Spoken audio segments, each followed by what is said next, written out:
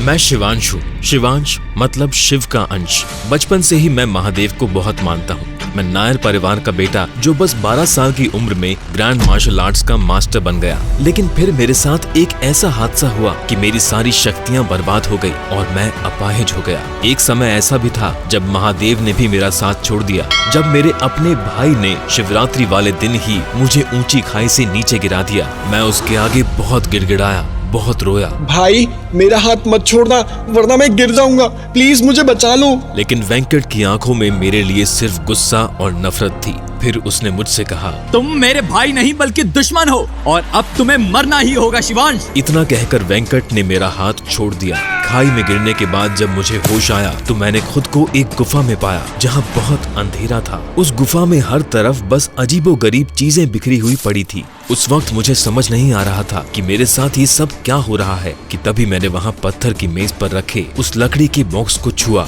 उसके बाद कुछ ऐसा हुआ जो मेरी समझ से बाहर था। उस लकड़ी के बॉक्स में से एक नीली रोशनी निकलकर सीधे मेरे अंदर प्रवेश कर गई और मैंने कुछ बदलाव महसूस किया, जैसे असंख्य शक्तियाँ मेरे अंदर समा गई हों। और फिर अचानक से मेरे दिमाग से आवाज आई, सार्वभौमिक संश्लेषण प्रणाली लागू हो गई। हड़बड़ाते हुए मैंने कहा, कौन? फिर मेरे दिमाग से आवाज आई, टैलेंट सिस्टम लोड हो रहा है। मैंने सोचा, महादेव ये सब क्या हो रहा है? आखिर मेरा दिमाग कैसे बात कर सकता है? इसके बाद मेरे दिमाग से एक बार फिर से आवाज आई, टैलेंट सिस्टम की लोडिंग पूरी हुई। जब मैं वापस उस जगह पहुंचा जहां से वेंकट ने मुझे गिराया था तो वहां मैंने देखा वेंकट वहां पहले से मौजूद था, जो सोच रहा था कि मरने के बाद मेरी लाश कहां गई। और उसने मुझे देखकर चौंकते हुए कहा, ये कैसे हो सकता है? इतनी ऊंचाई से गिरने के बावजूद तुम अभी भी जिंदा हो, लेकिन अब तुम मुझसे नहीं बच सकते।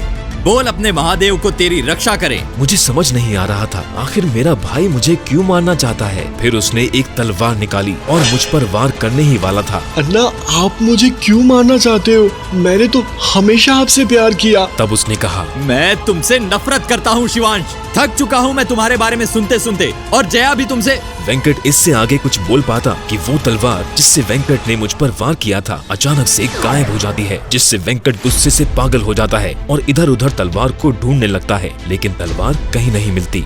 आखिर कहाँ गायब हो गई वेंकट की वो तलवार जिससे उसने शिवांश पर वार किया? कौन है जया जिसकी वजह से वेंकट शिवांश से नफरत करने लगा? क्या महादेव इस बार शिवांश को बचा पाएंगे वेंकट के वार से? और क्या थी वो रोशनी जो शिवांश के अंदर समा गई थी गुफा में? कैसे शिवांश का दिमाग करने लगा था उससे बातें? आगे सुनने के लिए अभी डाउनलोड कीजिए पॉकेट FM पर द सीक्रेट वॉरियर शिवांश।